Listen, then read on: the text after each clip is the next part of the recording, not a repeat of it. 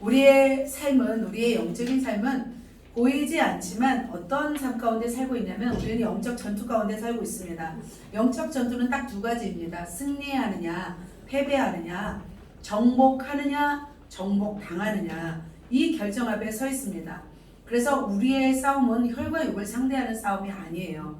어둠의 또 정사와 권세, 어둠의 주관자들, 그리고 하늘에 있는 악의 영들과 상대하는 싸움입니다. 그런데 이 세상에서, 이 세상이 어둠이잖아요. 어둠 가운데 우리가 희망을 주지 못하고 영향력을 주지 못하고 있다면 우리는 어떤 상태가 되냐면 정복당하는 상태가 됩니다. 악한 영들은 우리가 한번 이제 쳐들어와서 정복당하기 시작하면 계속해서 몰고 이제 들어와서 완전히 우리를 완전히 패배시킬 때까지 그렇게 달려드는 것을 볼 수 있습니다. 그리고 세상을 더욱더 악으로 인도하는 것을 볼 수 있습니다. 그러나 우리가 하나님의 교회가 영적으로 깨워서 그들과 싸워서 우리가 승리하게 된다면 우리의 승리로 인해서 이 땅 가운데 누구의 빛이 비춰지냐면 바로 하나님의 빛이 만방 가운데 비춰지는 것을 볼 수가 있습니다. 그렇다면 하나님이 우리에게 원하시는 것은 무엇일까요? 하나님이 우리에게 원하시는 것은 우리가 일어나서 빛을 발하기를 원하십니다. 믿습니까? 네. 그런데 여러분 빛을 발하고 있나요? 빛을 발하지 못하고 깜빡깜빡 켜졌다 하고 있으니까 네, 우리는 어떻게 해야 될까요? 켜졌다 꺼졌다 하는 것이 아니라 이제는 밝게 비춰서 이 빛을 비춰야 될 줄 믿습니다. 네. 보니까 한 주간 다들 막 영적 전쟁 상태에 놓여있던 것을 제가 보았어요. 한 분 한 분을 보니까 계속 영적 전쟁의 상태에 놓여있구나 생각이 들었습니다. 그래서 하나님이 우리에게 주신 말씀을 바로 이렇게 하나님께 물어볼 때 하나님이 이 말씀을 전하라 말씀하셔서 너희는 정복하라 말씀을 주셔서 여호수아 말씀을 제가 전하게 되었습니다. 우리는 어떤 사람이 되어야 되냐면 일어나서 빛을 발하는 그런 영적 전쟁에 능한 전사가 되어야 될 줄 믿습니다. 우리에게는 끊임없이 어떤 전쟁들이 계속 있어요. 날마다 나의 육신에 져서 넘어지는 그런 사람이 아니라 우리가 영적 전쟁에서 승리하기 위해서는 바로 영적으로 깨어나서 영적 전투에 능한 그런 승리자가 되어야 될 줄 믿습니다. 성경에 보면은 이런 전쟁에 능한 하나님의 사람이 있어요. 누구예요? 바로 여호수아입니다. 그는 아이성 전투에서 잠깐 이렇게 패배도 맛보았지만 다시 승리하였습니다. 백전백승 어떤 전투에서 거의 다 승리하였습니다. 여호수아는. 그래서 그가 어떻게 백전백승에서 승리를 거두었는지 우리가 살펴보고 우리도 우리 삶 가운데 일어난 모든 전쟁 가운데 승리하는 하나님의 사람 되시기를 예수님의 이름으로 축복합니다. 아멘. 자, 모세가 죽은 후에 여호수아가 모세를 대신해서 이스라엘 백성을 인도하는 영적 지도자가 되었습니다. 하나님은 갈렙도 아니었어요. 그리고 아론의 후손도 아니었어요. 누구를 선택했냐면 여호수아를 선택했습니다. 여호수아를 선택한 이유 중에 세 가지가 있습니다. 첫 번째로는 모세의 수종자였습니다. 모세 옆에서 가장 모세를 많이 보았고 그의 손과 발이 되어서 모세를 가장 잘 섬겼던 그런 사람이었습니다. 그래서 모세가 40일 동안 그 시내산에 머물러서 십계명을 받을 때도 여호수아는 그 모세 근처 그 위까지는 올라가지 못하고 산 밑에서 기다렸습니다. 그런데 산 아래에서는 뭐가 있었어요? 우상 숭배가 있었습니다. 금송아지 사건이 있었습니다. 그 금송아지 사건에 가담하지 않은 유일한 사람이 바로 여호수아였어요. 모세하고 여호수아 말고는 다 어찌나 어떤 내가 타이든 반이든 상관없이 그 송아지 사건에 연루되었던 것을 볼 수 있습니다. 그래서 하나님은 이 여호수아를 거룩하게 구별한 줄 믿습니다. 또 두 번째로 보니까 여호수아는 굉장히 하나님의 영이 머무는 사람이었어요. 그러니까 하나님의 선택한 사람들은 성령으로 완전히 새롭게 되고 성령 안에 머무는 사람이라는 생각이 들었습니다. 보면은 신명기 34장 9절에도 보면은 여호수아에게 무슨 영이 임했어요? 지혜의 영이 충만했던 것을 볼 수 있습니다. 그래서 하나님이 여호수아를 선택하였습니다. 그리고 마지막 세 번째로 여호수아는 어떤 일에 능하였어요? 전쟁에 능하였어요. 아말렉과의 전쟁이 있었어요. 그때 모세는 손을 들고 기도할 때 누가 나가서 싸웠어요? 바로 여호수아가 나와서 싸웠던 것을 볼 수 있습니다. 이 다음 세대 모세를 이어서 이 다음 역할을 감당할 사람은 가나안 땅에 들어가서 가나안을 정복해야 할 일을 감당할 사람이었어요. 그렇기 때문에 실력이 있었던 여호수아를 선택한 것을 볼 수 있습니다. 자, 이렇게 여호수아는 선택을 받았어요. 여호수아를 모세를 대신해서 선택을 받았고 바로 이제 40년이 마친 후에 하나님께서 이 여호수아를 선택하고 난 후에 백성들에게 약속을 하셨어요. 이 백성들은 지금 지지난주에도 설교했다시피 뭐예요? 거의 난민 수준이잖아요. 물론 이제 애굽에서 온갖 보화 보물들을 가지고 나왔지만 그들에겐 땅이 없었어요. 집이 없었어요. 먹을 곳이 없었습니다. 그런데 그들에게 하나님이 약속하신 것이 있습니다. 어떤 약속을 하셨냐면 아까 읽었던 여호수아 1장 4절입니다. 이 광야와 이 레바논에서부터 큰 강 곧 유브라데 강까지 해쪽 속의 온 땅과 해지는 쪽 대해까지 너희 영토가 되리라. 엄청난 큰 땅을 이 이스라엘 백성에게 주겠다고 말씀하고 있어요. 지금 여호수아가 차지한 땅인데 이보다 더 큰 땅을 사실은 하나님이 허락하셨어요. 근데 이들이 차지한 땅은 이렇게 차지한 것을 볼 수 있습니다. 뿐만 아니라 여호수아에게 하나님은 무슨 말씀을 하셨냐면 너를 평생에 대적할 자가 없을 것이라고 여호수아에게 말했어요. 보면은 세계에 큰 업적을 남긴 사람들 중에 알렉산더 대왕이 있었고 또 카르타고의 하니발 장군이 있었고 또 로마의 카르사르 장군이 있었어요. 그 뒤에는 항상 누가 있었냐면 대적자들이 있잖아요. 가지고 몰래 이렇게 암살당하게 되었습니다. 그러나 여호수아에게는 대적할 사람이 없다라고 말씀하셨어요. 그래서 하나님은 이제 모세와 함께 하신 것처럼 이제 여호수아에게도 내가 평생에 함께 하시겠다고 약속하시고 말씀하신 것을 볼 수 있습니다. 그래서 여호수아는 이렇게 하나님의 약속을 붙잡고 나아갔습니다. 그런데 여호수아의 마음은 어떠했을까? 이렇게 모세가 죽고 이렇게 큰 땅을 너에게 주리라. 그리고 내가 평생에 너와 함께 하겠다. 이 여호수아에게 말씀했지만 여호수아의 마음은 어떠했을까요? 여호수아의 마음은 굉장히 두렵고 약하고 떨었어요. 왜냐하면 40년 동안 이스라엘 백성이 무엇을 봤어요? 만행을 보았습니다. 하나님의 징계를 보았습니다. 금송아지 섬기는 우상숭배, 그걸로 인해서 하나님이 엄청 화나신 것도 보았습니다. 땅이 갈라져서 죽고 불에 타 죽고 불뱀에 물려 죽고 전염병이 들어서 수많은 사람들이 죽었던 것을 볼 수 있습니다. 그리고 모세가 죽은 후에 이 백성이 다시 얼마요? 200만 명이 넘는 백성을 데리고 어디로 들어가야 돼요? 가나안 땅으로 들어가서 전쟁을 치러야 할 일이 있어요. 그렇기 때문에 너무나 이제 여호수아는 두려웠던 거예요. 수많은 전쟁과 환경들을 이제 다 감당해야 되고, 원래 이스라엘 백성들은 어떤 사람들이었어요? 원망 불평하는 그 이스라엘 백성의 자손들이잖아요. 그래서 생각만 해도 두렵고 떨었어요. 마찬가지로 또 뭐냐면 이들을 정복해야 할 땅들이 있었어요. 이 땅들을 감당하기에는 사실은 쉽지 않았던 거예요. 그리고 이스라엘 백성들은 광야에서 뭘 했어요? 전쟁을 많이 치러봤어요.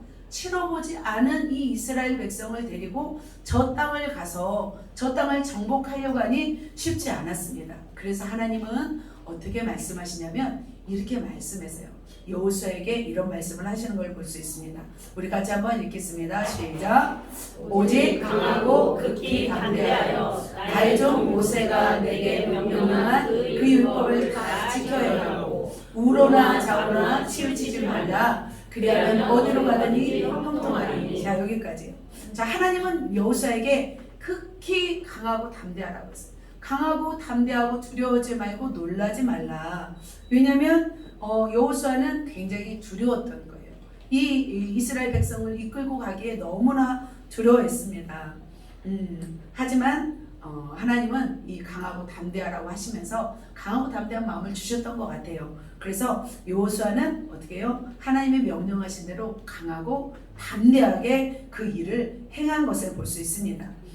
여호수아가 그 땅에 들어갔을 때 그 땅은 아까 말했듯이 이런 족속들이 살고 있었어요. 가나안 족속, 헷 족속, 아모리 족속, 브리스 족속, 그 다음에 히 족속, 여부스 족속.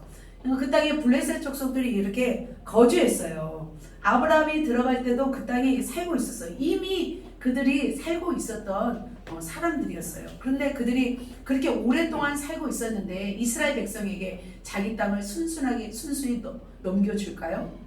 아니죠. 순수하게 넘겨주지 못해요. 왜냐하면 오랫동안 자기가 살고 있었는데 어느 날 갑자기 내 땅을 내놔라 하니 뭐 이들도 사실은 황당했겠죠. 근데 버티고 있는 이런 족속들이죠. 그런데 여호수아는 어떻게 했냐면 이들을 어떻게 해요? 다 몰아내고 정말 정복한 것을 볼 수 있습니다. 중간으로 먼저 들어가요. 가나안 땅 중간으로 먼저 들어가서 남부 지역을 완전 차지하고 북부 지역을 차지해요. 그리고 나서 온전히 차지한 다음에 땅 분배를 이렇게 해요. 그래서 12지파로 나눠가지고 이스라엘을 완전히 땅 분배해서 이 땅을 차지한 것을 볼 수 있습니다. 자, 이렇게 여호수아가 이 힘든 상황에서 두렵고 떨리는 이 순간에 이스라엘 백성을 데리고 가서 이렇게 모든 전쟁에서 승리하고 이스라엘 백성에게 제비 뽑아서 이 땅을 분배했던 이 사건을 보면서 과연 여호수아가 어떻게 이 싸움에서 승리할 수 있었을까? 그 비결이 무엇이었을까? 그래서 고민하면서 오늘 여호수아가 과연 어떻게 했는지 오늘 말씀을 통해서 구체적으로 알아보기로 하겠습니다.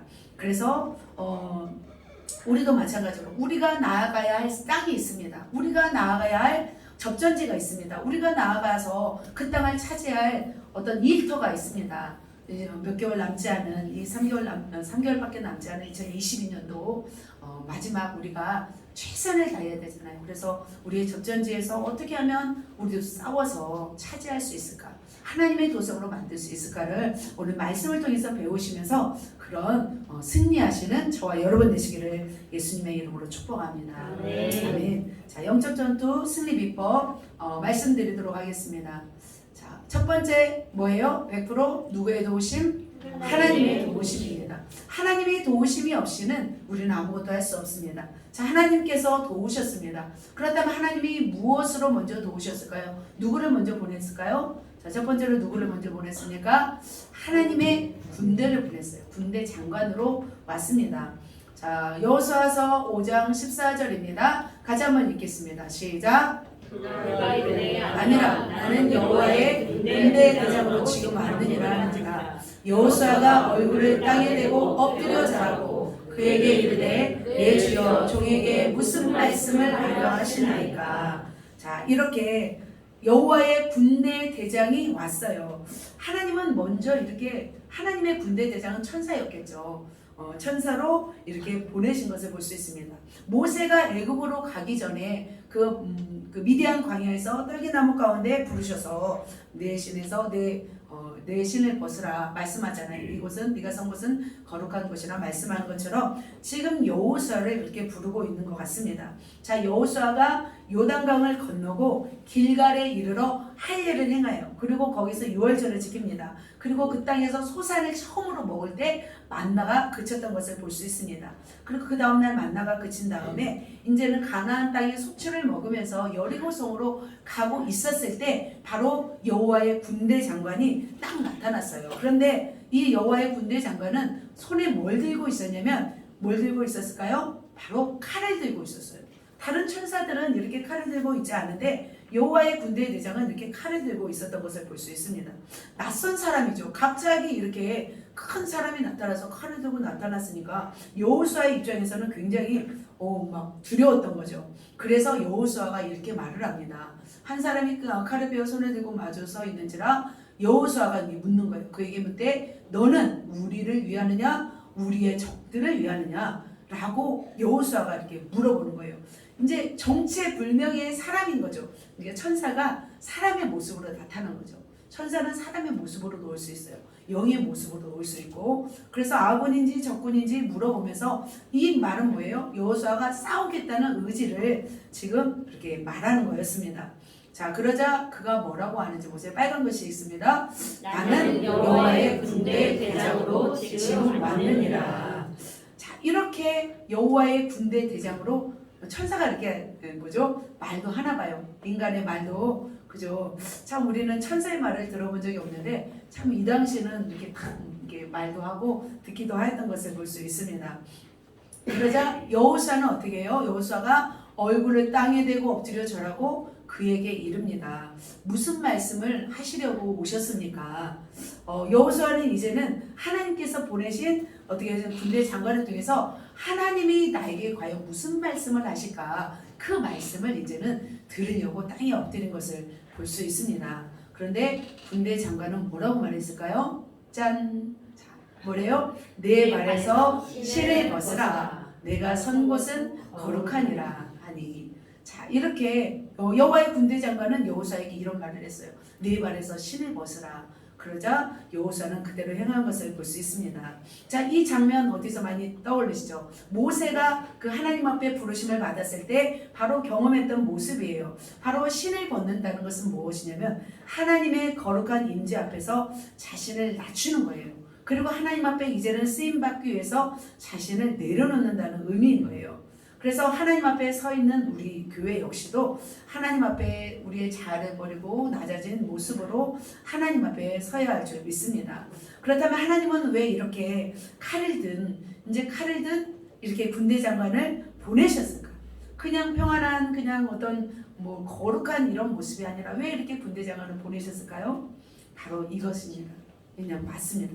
여호수아와 이스라엘을 지원하고 도우시고 또 하나님이 그를 위해서 싸우시겠다는 그런 말씀을 하시는 거예요. 그래서 전국 전쟁을 이제 하나님이 어떻게 해요? 도우시겠다는 것을 보여주신다는 것입니다. 실제로 하나님은 어떻게 하셨어요? 계속해서 도와주신 줄 믿습니다. 하나님께서 이제는 가나안 정복 전쟁을 어떻게 개입하시고 승리케 하십니다. 땅 분배까지. 그래서 전 지역을 다 이제 차지하고 땅 분배하는 곳까지 하나님이 돕지 않은 사건이 하나도 없었습니다. 그런데 이스라엘 백성이 실수로 불가피하게 싸워야 할 전쟁이 있었어요. 그 전쟁이 뭐냐면 기브온 전쟁이었어요. 기브온 족속이 어떤 이스라엘과 이제 하춘하러 왔어요. 그런데 그 소식을 듣고 주변 국가들이 이제는 몰려와요. 주변 국가들이 이제 힘을 모아서 군대를 모아서 이 기브온을 이제 대적하고 기브온을 없애려고 막 몰려와요. 그때 여호수아가 강력하게 이제 군사를 모으고 기브온으로 가고 있습니다. 그때 하나님께서 어떻게 하시냐면 우박에 죽게 해요. 하나님께서 이렇게 우박 덩어리를 내놓고 또 우박을 이렇게 죽게 하고 그러면서 어떻게 여호수아가 막 기도하잖아요. 그래서 태양이 기브온에 머물게 하고 아얄론 골짜기에 달이 멈추는 사건들을 하나님이 이렇게 하신 것을 볼 수 있습니다. 그러시면서 어떻게 해요? 여호와께서 이스라엘 위해서 싸우셨으므로 여호수아가 그 모든 왕들과 그 땅을 한 번에 다 빼앗는 역사들이 있었어요. 바로 누가 도우셨기 때문에 이제는 하나님이 도우신 거예요. 하나님이 그때 군대 장관으로 딱 나타나신 이후에 하나님이 한 번도 싸움에서 돕지 않으신 적이 없는 것을 볼 수 있습니다. 그래서 모세와 여호수아가 정복한 땅과 물리친 왕들이 있는데 31명의 왕들이 다 나와 있어요. 동과 서 2명의 아모리 왕 시온과 바산왕 옥을 이렇게 물리친 사건들이죠. 또 서쪽에 보면은 바로 16명, 15명. 그래서 31명의 왕들의 이름이 바로 여호수아 12장에 다 나오고 있는 것을 볼 수 있습니다. 자, 이렇게 하나님의 힘으로 다 하였던 거예요. 사람의 힘으로는 할 수 없는 일들을 지금 하나님이 행하신 것을 볼 수 있습니다. 바로 이렇게 여호수아가 가나안 전 지역을 차지하고 점령할 수 있었던 비결은 바로 무엇이에요? 여호와께서 이스라엘 위해서 싸웠던 것임을 볼 수 있습니다. 그래서 동서남북의 모든 지역을 점령할 수 있었던 것을 볼 수 있습니다. 할렐루야. 아멘. 마찬가지로 우리가 싸워서 이겨야 할 곳, 우리의 접전지에서도 싸우시는 분이 누구일까요? 바로 하나님이십니다. 그래서 우리의 힘으로는 승리할 수 없어요. 대신 누가 싸워주시면 하나님이 개입해 주시면 우리는 승리하는 싸움을 싸울 수 있습니다. 우리의 삶에도 반드시 하나님의 개입이 있어야 될 줄 믿습니다. 하나님은 반드시 우리의 싸움터에서 하나님을 일을 위해서 하나님의 영광을 위해서 반드시 개입하시고 싸워서 승리하게 하실 줄 믿습니다. 그래서 싸워주실 하나님을 우리가 믿고 의지하면서 우리가 단대히 나아가셨으면 좋겠습니다. 그렇게 우리에게 승리를 주신 하나님을 찬양합니다. 아멘. 자, 두 번째로 백전백승 영적 전투의 승리 비법. 자, 두 번째는 뭐예요? 100% 사람이 해야 할 일이 있습니다. 자, 그렇다면 사람이 해야 할 일 첫 번째 뭐예요? 온전한 순종입니다. 자, 여호수아 11장 15절 같이 읽겠습니다. 시작. 여호와께서 그의 종 모세에게 명령하신 것을 모세는 여호수아에게 명령하였고 여호수아는 그대로 행하여 여호와께서 모세에게 명하신 모든 것을 하나도 행하지 아니한 것이 없었더라. 아멘. 자, 하나님과 주의 종 리더에게 순종하였던 거죠. 온전한 순종은 자 바로 자 여호수아처럼 신을 벗고 힘을 빼고 이제는 하나님께 온전히 굴복할 때 그때서부터 이제 하나님이 역사하시는 거예요. 100% 하나님이 역사하셨는데 그때 우리의 자세가 필요한 거죠. 그때 우리의 자세는 뭐예요? 내 힘과 내 의지를 어떻게 해요? 빼는 거예요. 힘을 빼는 거예요. 이제는 누구의 능력을 의지하는 거예요? 하나님의 능력을 의지하는 거예요. 그때 하나님의 능력, 하나님의 힘, 하나님이 개입하시도록 해야 될 줄 믿습니다. 그러기 위해서는 우리는 어떻게 해요? 전적으로 내어드릴 때 하나님이 역사하신 줄 믿습니다. 자, 그렇다면 어떻게 내어드릴까? 그 자세를 말씀드리도록 하겠습니다. 그래서 여호와께서 어떻게 그의 종 모세에게 이제 말씀할 때 여호수아는 그대로 행합니다. 그리고 또 여호와께서 모세에게 명하신 모든 것을 또 하나도 행하지 않은 것이 없다라고 말씀하고 있습니다. 여호수아는 어떻게 해요? 모세에게 명하신 모든 것들을 다 행한 것을 볼 수 있습니다. 이 뜻은 뭐예요? 하나님께 순종하고 또 지도자에게 순종하는 것을 의미합니다. 그래서 여호수아는 누구에게 순종했냐면 모세에게 순종했습니다. 그리고 여호수아는 누구에게 순종했냐면 하나님께 순종하고 있는 것을 볼 수 있습니다. 그러면 백성들은 또 누구에게 순종해요? 또 지도자에게 순종하는 것을 볼 수 있습니다. 자, 여호수아가 이제 명령을 해요. 어떻게 명령하냐면 여호와의 종 모세가 너에게 명령하여 이르기를 너희 하나님 여호와께서 너에게 안식을 주시며 이 땅을 너에게 주리라 하였나니 너희는 그 말을 기억하라. 이제는 여호수아가 누구에게 명령하냐면 백성들에게 명령하는 것을 볼 수 있습니다. 그런데 백성들의 반응이 어떠한지 한번 보도록 하겠습니다. 자, 모세의 말에는 백성들이 많이 순종했어요? 모세 때는 거의 안 했어요. 많이 막 대적하고 원망하고 불평했어요. 그런데 여호수아가 명령했을 때 이스라엘 백성은 어떻게 했는지 봅시다. 파란 글씨만 읽겠습니다. 시작. 모세에게 순종한 것 같이 당신에게 순종하노라. 이제는 모세에게 순종한 것처럼 당신에게도 순종하겠대요. 그리고 당신의 하나님 여호와께서 모세에게 함께 하셨던 것 같이 당신도 함께 하기를 계시기를 원합니다. 이렇게 말하는 것을 봅니다. 이제는 여호수아에게 순종하겠다고 고백을 합니다. 그러면서 다짐을 하면서 어떻게 보면 다짐을 하면서 맹세하는 모습을 보았어요. 자, 그동안 40년 동안 광야 40년 동안 원망 불평하는 그런 세대들은 다 죽임을 당했잖아요. 그것을 다 보았어요. 그리고 38년 동안 몇만 명이 죽었어요? 200만 명이 다 죽는 것을 이 백성들은 다 보았어요. 그래서 200만 명이 매일매일 죽어가는 거예요. 그러니까 38년 동안 200만 명이 죽는 것은 매일 뭘 치르는 거예요? 초상을 치르는 거예요.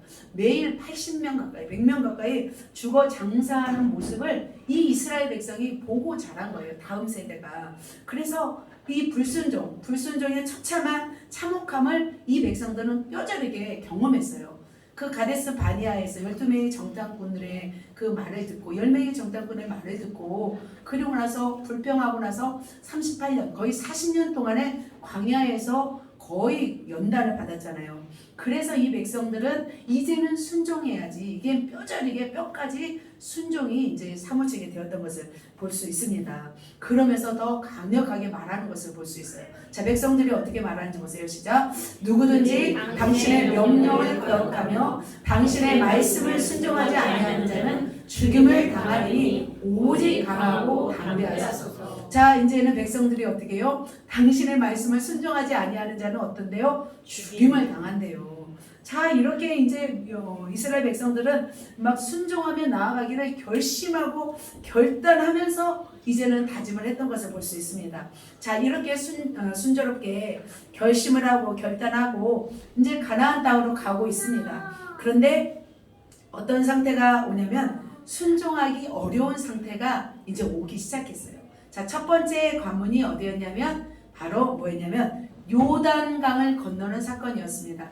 요단강은 바로 자 갈릴리에서 사해로 가는 중간의 단계에 있는 강이 바로 요단강이었습니다. 굉장히 협곡이 깊은 곳이었죠. 390m 해발 390m 아래가 있는 곳이 바로 요단강입니다. 자, 반드시 건너야 할 강이 요단강이었습니다. 자, 두 정탐꾼이 돌아오잖아요. 그죠? 라합 기생 통해서 두 정탐꾼이 돌아오고 나서 이제는 요단강을 건너기 시작합니다. 근데 요단강을 건너기 시작할 때는 볼이 추수기인 상태였어요. 그래서 6월절이 임박한 시기였습니다. 이때는 우기 때예요, 우기 때. 우기 때는 강이 굉장히 깊은 단계였어요. 건기 때는 그냥 요단강이 짧은, 옛날에 한번 보셨죠. 그냥 강의 깊이가 그냥 깊지 않은 상태였습니다. 자, 이스라엘이 이렇게 건너했던 이 요단강은 굉장히 지금 우기 때였기 때문에 굉장히 깊은 강이었습니다. 그런데 이 요단강을 하나님이 이제 여호수아가 이제 건너가기를 하나님이 명령하셔서 건너가야 되는데, 자, 지지난주에 말씀드렸던 홍해를 건널 때는 어떻게 해요? 지팡이를 들어서 강을 건너라 했잖아요. 근데 하나님이 지금 그렇게 명령하셨어요? 그렇게 명령하지 않았어요. 그리고 엘리사는 그 엘리야에 떨어진 옷을 갖고 요단강을 쳤을 때 요단강이 이렇게 갈라지는 걸 보았어요. 그런데 이 경험은 바로 이 요단강을 건너라 할 때는 어떻게 건너라고 하셨냐면 바로 이렇게 건너라고 하신 거예요. 자, 여호수아서 3장 8절입니다. 읽습니다. 시작. 너는 언약궤를 맨 제사장들에게 명령하여 이르기를 너희가 요단 물가에 이르거든 요단에 들어서라 하라. 자, 먼저 누구에게 건너라고 하는 거예요? 먼저 제사장, 그 언약궤를 맨 제사장들의 명령에서 요단강을 들어서라 한 거예요. 지금 깊이가 깊어요, 안 깊어요? 그리고 굉장히 깊은 곳에 있어요. 밑으로 내려와야 돼요. 그 언약궤를 메고 제사장들이 사실은 쉽지 않습니다. 바로 하나님이 먼저 행하시겠다는 뜻인 거죠. 이제는 너희 앞서 내가 행하겠다. 그러면서 제사장들에게 먼저 명령을 하는 것을 볼 수 있습니다. 그래서 명령에 따라, 이런 하나님의 명령에 따라 언약궤를 맨 제사장들은 먼저 요단강에 들어가야 한다는 것은 뭐가 있어야 되냐면 믿음이 있어야 돼요. 그리고 순종이 있어야 되는 거예요. 그런데 지금 제사장들이 물가에 발을 잠기기 전까지는 지금 물이 어떻게 해요? 가득 찼어요? 물이 없었어요? 물이 가득 찼던 때예요. 물이 넘실대면서 도도히 흐르고 있었던 때예요. 그런데 어떻게 해요? 그들이 순종을 했을까요? 순종을 하지 않았을까요? 순종을 하게 되었습니다. 자, 이렇게 언약궤를 맨 제사장들이, 자, 요단강이 사실은 이런 상태가 아니에요. 굉장히 높은 상태인데 그러면 이렇게 나오고 있습니다. 자, 이렇게 순종을 하자마자 기적이 일어났습니다. 하나님이 사르단부터 아담에서부터 물이 그쳐서 쌓이고 강둑을 흘러넘치던 요단강물이 바닥을 드러나며 마르게 하시면서 이제는 건너가게 하신 그런 사건이, 이제는 기적이 일어난 것입니다. 그래서 여호와의 언약궤를 맨 제사장들은 그래요, 요단 가운데에 섰고 모든 백성은 그 요단강을 다 건너기까지 제사장들은 그 요단가에 서 있는 것을 볼 수 있습니다. 그런데 몇 명이 건너야 돼요? 200만 명이 넘는 그런 이스라엘 백성이 다 건너야 돼요. 시간이 한참 걸렸겠죠. 자, 이렇게 순종함으로 인해서 요단강을 건넌 것을 볼 수 있습니다. 자, 이렇게 첫 번째 순종을 지났어요. 이제 요단강을 건너고 나서 두 번째로 이제 도착한 곳이 어디냐면 길갈이에요. 하나님이 또 한 번 순종을 요구하세요. 이제 막 이스라엘 백성들이 아까 순종하겠다고 다짐했잖아요. 순종하지 않으면 어떻게 했나요? 그들은 죽임을 당할 거라고 이제 막 결단했어요. 자, 두 번째로 이제 길갈의 12도를 세우고 나서 하나님께서 명령하신 것이 뭐였냐면 할례를 행하라고 하셨어요. 자, 요단을 건넌 후에 할례를 행하면 남자의 남성의 표피를 자르는 수술을 의미합니다. 그렇게 할례를 행하면 3일 동안 남자들은 힘을 잃고 고통 가운데 있어요. 그러면 누가 쳐들어올 수 있는 상황이에요? 아말렉 족속들, 가나안 족속들이 쳐들어올 수 있는 상황이었던 거예요. 그런데 어떻게 하나 봅시다. 자, 하나님께서 이렇게 명령합니다. 부싯돌로 칼을 만들어 이스라엘 자손들에게 다시 할례를 행하라. 광야 동안에 그 다음 세대들은 그 할례를 받지 않았던 사람들이 있잖아요. 그래서 그 다음 세대에게 할례를 행하라고 하신 것을 볼 수 있습니다. 그런데 망설임 없이 그들은 어떻게 하냐면 이 할례를 행한 것을 볼 수 있습니다. 그래서 부싯돌로 만들어서 이스라엘 자손들에게 다 할례를 행합니다. 자, 이렇게 하나님의 백성들이 할례를 받고 고통받고 있었을 때 그때 이방 백성들은 어떻게 하고 있었을까요? 사실 이스라엘 백성들은 그들이 어떻게 쳐들어올지 어떤 상태인지 사실은 모르잖아요. 그런데 이스라엘 백성들은 이렇게 할례를 행합니다. 그럴 때 하나님은 이렇게 했어요. 어떻게 하셨냐면 후반절에 보면은 이스라엘 자손들 앞에서 말리시고 우리를 건너게 하셨음을 듣고 마음이 녹았고 이스라엘 자손들 때문에 뭐예요? 정신을 잃었더라. 참 하나님이 너무 놀라워요. 하나님이 그들을 요단강을 건너고 나서 이렇게 말리신 것을 보고서 막 정신이 잃게 만들어 버렸던 거예요. 근데 이스라엘 백성들은 이들이 정신을 녹았든지 마음이 녹았든지 이거 알았어요? 몰랐어요? 몰랐어요. 하지만 그들은 순종하니까 하나님께서 이렇게 행하신 것을 볼 수 있습니다. 이제 백성들은 순종의 준비가 되었어요. 이제 순종의 어떤 게 이렇게 백성들은 순종의 이제 한 걸음 한 걸음씩 나아가는 것을 볼 수 있습니다. 자, 세 번째 순종. 또 이제 또 한 번의 순종. 왜 계속해서 제가 이게 순종했던 것을 이렇게 말씀드리냐면, 왜냐하면 이 단계마다 순종이 어려운 단계가 펼쳐져요. 그래서 우리도 어려운 단계가 계속적으로 우리에게도 요구를 하실 거예요. 그렇기 때문에 우리가 그것을 교훈 삼아 우리도 순종해야겠다는 다짐을 하시기를 원해서 제가 말씀을 계속하여 드립니다. 자, 이제는 더 나아가서 어디로 나아가냐면 이제는 난공불락의 성, 어디냐면 바로 여리고성에 도착하는 것을 볼 수 있습니다. 여리고성도 마찬가지로 해발 거의 300m예요. 굉장히 예루살렘에서 굉장히 밑은 위치였어요. 그래서 예루살렘으로 가기 전에 강도 만나는 곳이 있잖아요. 선한 사마리아 사건 할 때 그때 굉장히 해발 낮은 곳이었기 때문에 굉장히 위험한 곳이죠. 근데 여리고성이 있었습니다. 그런데 하나님은 어떻게 해요? 여리고 백성에게 이제는 명령을 해요. 어떤 명령을 했냐면 언약궤를 맨 제사장이 선두를 해서 엿새 동안 한 바퀴를 돌아요. 그리고 마지막 7일째는 7바퀴를 도는 거였어요. 그래서 13번을 돈 후에 제사장들이 나팔을 불면 이스라엘 백성이 다 어떻게 해요? 함성을 지르는 사건이었어요. 그러면 바로 여리고성이 무너지는 사건인 거죠. 그런데 이스라엘 백성은 알았어요? 몰랐어요? 몰랐어요. 자, 이 사건은 말이 되는 사건이었어요? 말이 안 되는 사건이었어요? 말이 안 되는 사건이었어요. 200만 명이 되는 큰 민족이 매일 한 바퀴씩 도는 거예요. 한 바퀴씩 도는 거예요. 그것은 쉬웠을까요? 어려웠을까요? 쉽지 않았어요. 이스라엘 백성의 이방 백성의 마음이 어떠한지 몰랐잖아요. 그리고 무장을 하는 것도 아니었어요. 군무장을 하는 것도 아니었습니다. 근데 하나님은 그 백성들에게 돌라고 하는 것을 볼 수 있습니다.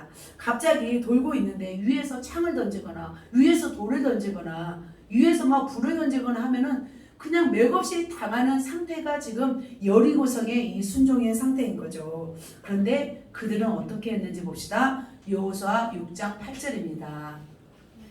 자, 어떻게 해요? 여호수아가 백성에게 이르기를 마침에 제사장 7은 양각 나팔을 7을 잡고 여호와 앞에서 나아가며 나팔을 불고 여호와의 언약궤는 그 뒤를 따르며. 자, 이렇게 하고 있는 거예요. 이렇게 나아가는 것을 볼 수 있습니다. 자, 여리고 사람은 지금 다 두려움에 휩싸이고 있었어요. 그런데 그들은 겁에 질려 있는지 모르는 것을 볼 수 있습니다. 자, 이스라엘 백성은 어떠한지 모르는 상태에서 이러한 순종을 하고 있는 것이죠. 이렇게 순종하는 것을 볼 수 있습니다. 그런데 실제적으로 순종하고 다 이스라엘 나팔을 불고 백성이 막 소리를 질렀어요. 그때 어떠한 일이 일어난가 봅시다. 자, 이렇게 이스라엘 백성은 외치고 제사장들은 나팔을 불며 백성이 나팔 소리를 들을 때 크게 소리 질러 외치니 그 다음에 있습니다. 성벽이 무너져 내린지라. 할렐루야. 성벽이 이렇게 무너져 내려버렸어요. 자, 성벽이 무너져 내릴 때 그들의 마음은 어땠을까요? 환호성을 지렸을 줄 믿습니다. 이렇게 무너져 내릴 수 없는 여리고성이 무너진 것입니다. 우리의 자아를 버리고 우리의 뜻을 내려놓고 의지를 내려놓고 하나님의 명령에 순종한 결과 어떤 일이 일어났어요? 바로 여리고성이 무너지는 사건이 일어난 줄 믿습니다. 계속해서 요단강 건넜지, 할례를 행했지, 지금 여리고성이 무너졌습니다. 계속적으로 이제 순종의 역사 이렇게 순탄하게 이어가고 있습니다. 그런데 방심은 금물입니다. 승승장구하던 그들에게 잠시 방심한 탓에 사건이 일어났습니다. 자, 하나님의 명령이 계속해서 순종해 나갔습니다. 그런데 이 순종하지 못함으로 인해서 복잡하게 얽히는 사건이 하나가 일어납니다. 자, 어떤 치명적인 사건이 일어나는지 볼게요. 바로 불순종의 결과 아이성에서 패배를 하게 돼요. 아간 한 사람의 범죄로 인해서 이스라엘에게 엄청난 진노가 임하게 돼요. 자, 여리고성에서 승리를 맛본 이스라엘 백성은 이제 다음 장소가 아이성이었어요. 아이성은 아주 작은 성이었어요. 그래서 얕잡아 보고 2-3천 명만 보내어서 아이성을 치게 하소서. 이제 백성들이 이렇게 얘기를 한 거예요. 그러자 여호수아는 하나님께 물어보지 않았어요. 대수롭게 생각하지 않았어요. 그리고 나서 보냈다가 패배를 당하게 되었던 거예요. 그러자 하나님께 막 울면서 고백을 했어요. 하나님 어찌하여 우리에게 이런 일이 일어났습니까? 이렇게 고백을 기도를 하자 하나님께서 말씀하셨어요.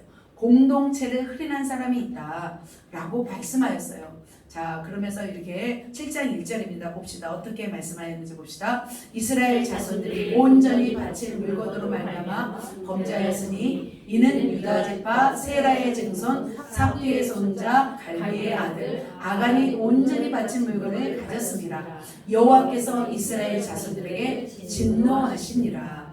하나님께서 진노하셨어요. 그래서 이제는 너희와 함께하지 않겠다고 막 단호하게 말씀하세요. 7장에 보면은.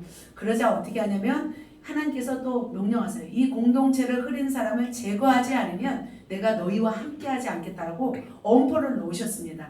그래서 공동체는 어떻게 하셨냐면 이렇게 공동체는 어떻게 했냐면 아간을 아간을 제비 뽑아서 발견하죠. 그리고 아간이 훔친 물건들, 그리고 그것을 다 가져다가 돌로 치고 불사르게 하는 것을 볼 수 있습니다. 그러자 하나님이 이 진노를 그치시고 다시 아이성을 다시 차지하게 하세요.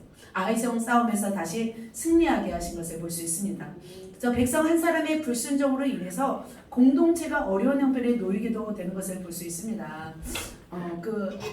신약 성경에 보면 아나니아 삽비라 사건이 있잖아요. 사실 아나니아 삽비라가 그렇게 큰 잘못을 저지른 건 아니잖아요. 그냥 땅값에 얼마를 감춘 것 뿐이었는데, 그런데 하나님이 진노하셔서 죽게 한 것은 뭐냐면 이제는 깨끗하게 나아갈 교회 공동체를 흐리게 한 사람을 이제는 막는 거예요. 그러니까 바이러스를 아예 제거하겠다는 그런 말씀인 거죠. 마찬가지입니다. 저와 여러분도 지금 어떤 공동체예요? 같은 배를 탄 운명 공동체인 줄 믿습니다. 그래서 우리는 한 마음 한 뜻으로 하나님의 비전을 위해서 달려가야 할 운명 공동체로 우리를 부르신 줄 믿습니다. 그래서 어떻게 보면 우리 한 사람이 이 하나님의 명령에 또 불순종하게 되면 이 공동체가 어려워질 수 있는 위기가 있기도 한다는 것을 우리가 기억해야 될 줄 믿습니다. 그래서 우리는 한 마음 한 뜻으로 우리는 주님이 주신 이 비전으로 나아갈 때 하나님께서 역사하신 줄 믿습니다. 그래서 때로는 하나님의 거룩한 이 순종 공동체를 방해하는 자들을 끊어버리시기도 하시는 것을 볼 수 있습니다. 그렇다면 우리는 어떻게 해야 될까요? 우리는 어떻게 해야 되냐면 우리가 말씀을 정리합니다. 하나님의 말씀에 이제는 순종하며 나아가야 될 줄 믿습니다. 어떻게 순종하며 나아가요? 하나님이 말씀하시고 하나님의 명령에 우리는 감동을 받을 때, 교회에 말씀할 때 이 교회는 함께 나아가야 될 줄 믿습니다. 하나님은 이 한 사람 리더 한 사람의 순종을 보시고 일하지 않아요. 이게 보시잖아요. 어떻게요? 공동체가 어떻게 순종하고 나아가는지를 하나님이 보시는 거죠. 마찬가지로 셀에서도 마찬가지예요. 셀 리더의 한 사람으로 셀이 운영되잖아요. 셀 리더의 감동에 따라 이렇게 말씀할 때 또 셀 원들은 셀 리더의 말씀에 순종하고 나아갈 때 그 셀에서 하나님의 기적의 역사가 일어난 줄 믿습니다. 그렇지 않으면 어떻게 해요? 40년 동안 광야에서 뺑뺑이를 돌잖아요. 그래서 모세는 순종하였지만 이스라엘 백성이 같이 순종하니까 같이 고통받는 거죠. 교회도 마찬가지인 것 같아요. 교회도 리더 한 사람, 어떤 셀 리더 한 사람, 제 리더 한 사람이 순종한다고 해서 교회가 나아가는 것이 아니에요. 함께 나아갈 때 하나님의 공동체에서 기적의 역사들이 일어날 줄 믿습니다. 우리는 어떻게 보면 공동체예요. 한 마음 한 뜻으로 나아가지 않으면 우리는 하나님의 뜻에 온전히 나아갈 수 없는 사람들입니다. 그래서 우리는 모두가 한 마음 한 뜻이 되어서 하나님께 온전히 순종하며 나아가는 우리 모두가 되어야 될 줄 믿습니다. 할렐루야, 아멘. 자, 두 번째로 봅시다. 또 백전 백승 또 우리 영적 전투에서 완전 승리하기 위해서는 비법은 무엇일까요? 첫 번째로는 뭐였어요? 온전한 순종이었죠. 두 번째로는 뭐예요? 같이 읽습니다. 완전 무장입니다. 자, 하나님의 나라를 확장하고 하나님의 명령한 곳에 우리가 점령하기 위해서 우리가 해야 할 일이 있어요. 그것은 뭐냐면 바로 무장인 거죠. 자, 하나님이 아까 군대 장관을 보내서 내가 너희를 위해서 싸우시겠다 말씀하셨잖아요. 그죠? 그렇다고 해서 우리는 아무런 준비도 갖추지 않은 모습으로 서 있다고 해서 그 전쟁이 승리할 수 없는 거예요. 자, 우리는 어떻게 해요? 바로 무장해야 될 줄 믿습니다. 무장한 4만 명가량이 여호와 앞에서 건너가 싸우려고. 그래서 하나님을 이렇게 무장시키는 것을 볼 수 있습니다. 자, 여호수아서 1장 14절도 보면은 뭐요? 너희 모든 용사들은 무장하고. 그래서 무장을 해야 된다는 거죠. 그래서 무장은 어떻게 해야 되냐? 두 가지로 무장을 말씀드립니다. 첫 번째로 우리가 영적 무장인 거예요. 두 번째로는 말씀 무장인 거예요. 가치가 무장입니다. 그래서 첫 번째로 군사 무장에 대해서 말씀드립니다. 여호수아는 백성들 중에서 뽑았잖아요. 그래서 군사 무장을 시킵니다. 너희 용사들은 무장하고 이렇게 무장하고 준비하라고 하는 것을 볼 수 있습니다. 왜냐하면 그들의 싸움은 하나님이 계속 싸워주셨지만 실제요 아니에요? 실제 싸움인 줄 믿습니다. 자, 모세는 가나안 정복 전쟁을 예상하고 몇 가지 일을 단행합니다. 어떤 일을 단행하냐면 인구 조사를 실시합니다. 자, 시내산에서 인구 조사를 실시한 후에 40년 동안 많은 사람이 죽었어요. 자, 이전 인구는 603,550, 그러니까 한 60만 3,550명이었어요. 이제 막 들어가서 인구조사 했잖아요. 그리고 나서 두 번째 인구조사 했을 때, 이제 40년이 지났을 때 인구조사는 60만 1,730명이었어요. 그러니까 한 1,820명이 감소했던 것을 볼 수 있습니다. 자, 그동안 수많은 이스라엘 백성이 죽었어요. 나단, 고라 자손과 함께 이끄는 이런 반란으로 인해서 불에 타 죽었잖아요. 그리고 불에 타 죽는 그 사건을 보고서 불평하자 14,700명이 또 죽는 것을 볼 수 있습니다. 그래서 너무나 많은 사람이 불에 죽고 땅이 갈라져서 죽고 불뱀에 죽고 많은 사람이 죽었기 때문에 과연 몇 명이나 이 전쟁에 참여할 수 있는가? 그래서 여호수아는 군사를 세웠던 것을 볼 수 있습니다. 그래서 많은 숫자가 이렇게 감소했어요. 그래서 그래도 60만 명이 되는 이 군사를 이끌고 이제 나아갑니다. 가데스 바네아에서 북행을 하지 않았어요. 그리고 나서 남동쪽을 통과해서 이제 왕의 대로라고 있어요. 왕의 대로를 이제 택해서 나아가는 것을 볼 수 있습니다. 그런데 그 땅을 가다 보면은 아모리 족속도 있고 또 바사랑도 있었어요. 근데 그 땅을 완전히 차지한 것을 볼 수 있습니다. 자, 여호수아 6장 7절에 보면은 또 무장한 자들이 또 있는 것을 볼 수 있습니다.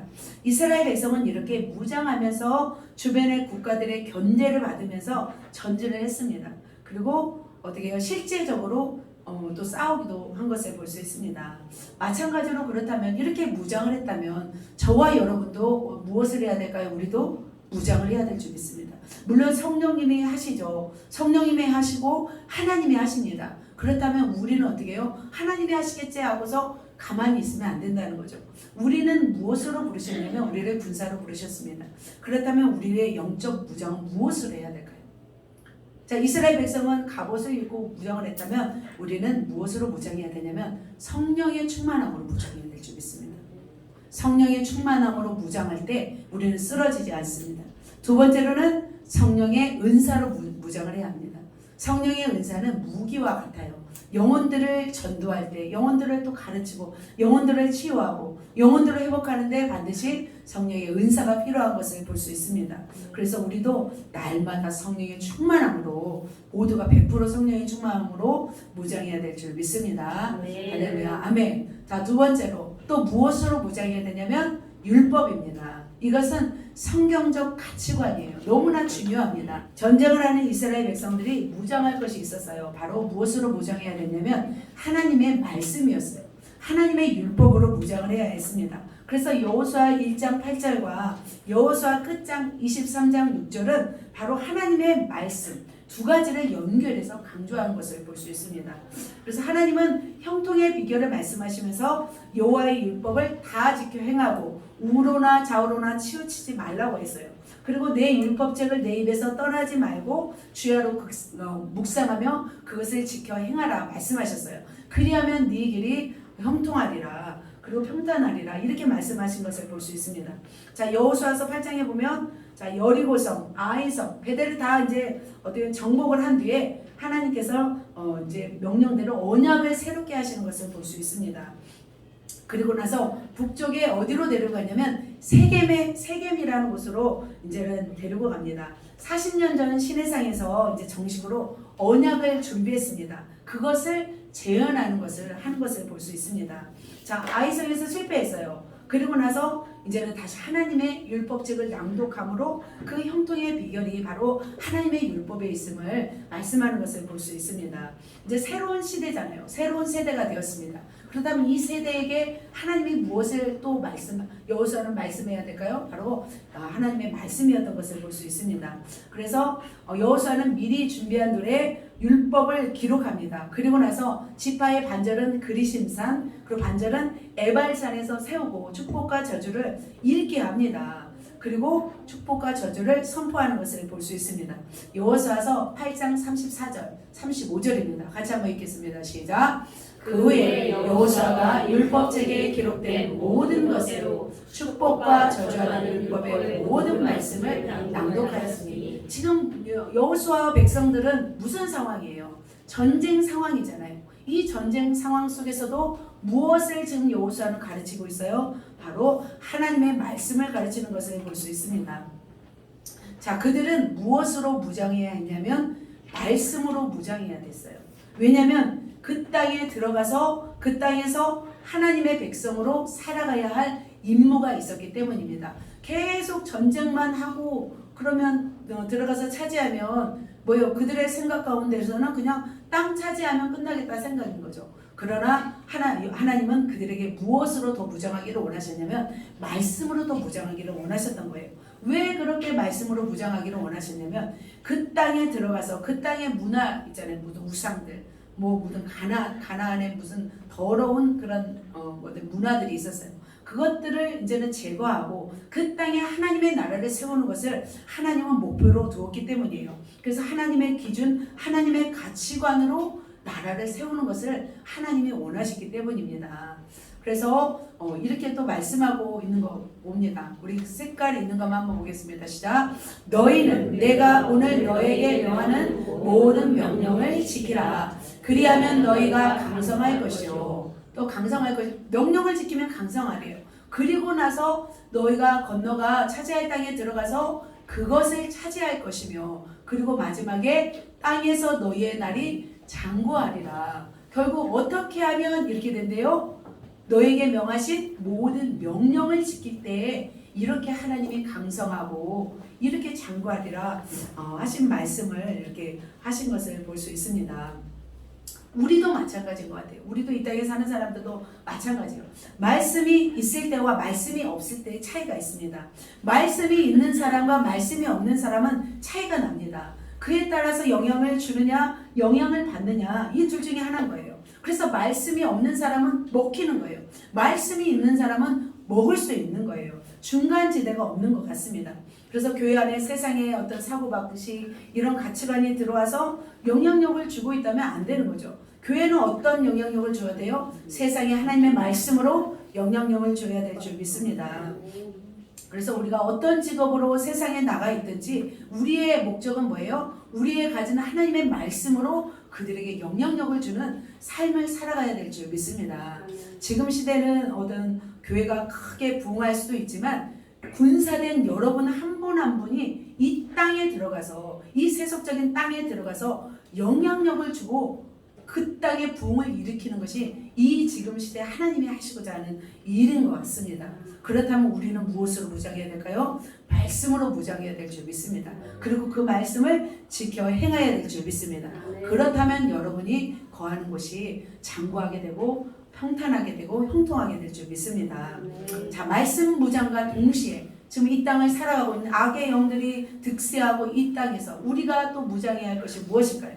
우리가 말씀을 이렇게 들으면서 또 한 가지 우리가 무장해야 할 것이 있다면 바로 두 번째로 전신갑주인 줄 믿습니다. 이 마귀의 관계를 대적하기 위해서 하나님의 전신갑주를 입으라 이렇게 말씀하고 있습니다. 그래서 하나님의 전신갑주 계속 제가 반복적으로 말씀드립니다. 구원의 투구가 있어야 됩니다. 우리가 죽으면 구원받는 걸 확신해야 됩니다. 의의 호심경 정말 바르게 살아야 돼요. 하나님의 사람들은 의를 위해서 살아야 될 줄 믿습니다. 그리고 믿음의 방패 정말 믿음을 가지고 살아야 합니다. 진리의 허리띠 진리가 온전히 중심이 돼 있어야 돼요. 진리와 말씀의 검은 성경인 거죠. 진리와 하나님의 말씀으로 중심을 잡지 않으면 안 됩니다. 그리고 나서 우리는 전진에 나아가야 돼요. 평안의 복음의 신으로 나아가야 될 줄 믿습니다. 이걸 무장한 다음에 우리는 복음의 접전지 우리의 일터로 나아가야 되는 거예요. 그런데 이것이 무장되지 않은 상태에서 접전지로 나아가면 우리는 어떻게 해요? 잡아먹히는 거예요. 늘 승리하지 못하고 패배하는 삶을 사는 것입니다. 그래서 우리는 반드시 이런 적들과 싸우기 위해서는 전신 무장을 해야 돼요. 말씀으로 무장을 해야 되고 이런 전신갑주로 무장해야 될 줄 믿습니다.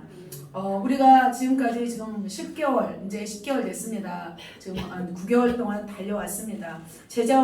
제자훈련도 정말 우리가 열심히 살았어요. 우리가 목사님이 계시지 않고 제가 뭐 1인 한 2억 3억을 지금 하면서 정말 저도 쉬지 않고 달려오다가 잠깐 우리가 8월달 한 달 쉬고 명절 기간 좀 쉬면서 좀 더위가 또 많아서 쉬었다면 우리는 다시 어떻게 해야 되냐면 다시 무장을 해야 될 줄 믿습니다.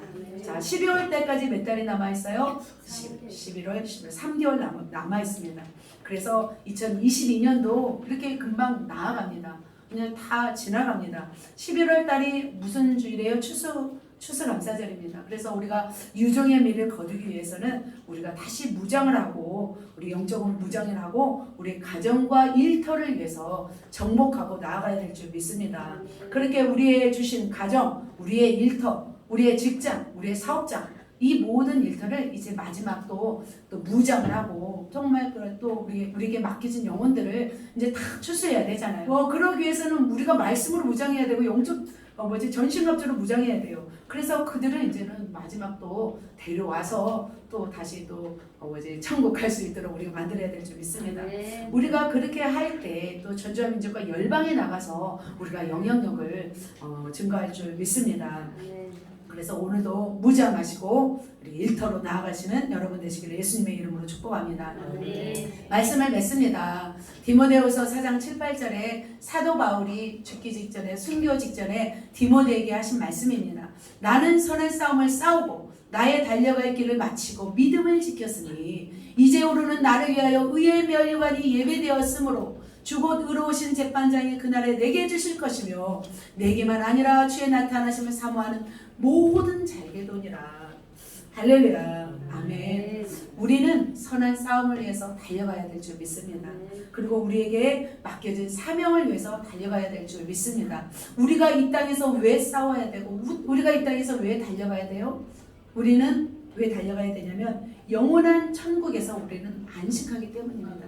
이 땅에서는 이렇게 험하게 또한 달려가고 싸우고 살고 있지만 영원한 천국에서는 하나님이 우리에게 면류관을 주시고 우리를 안식하게 해주십니다.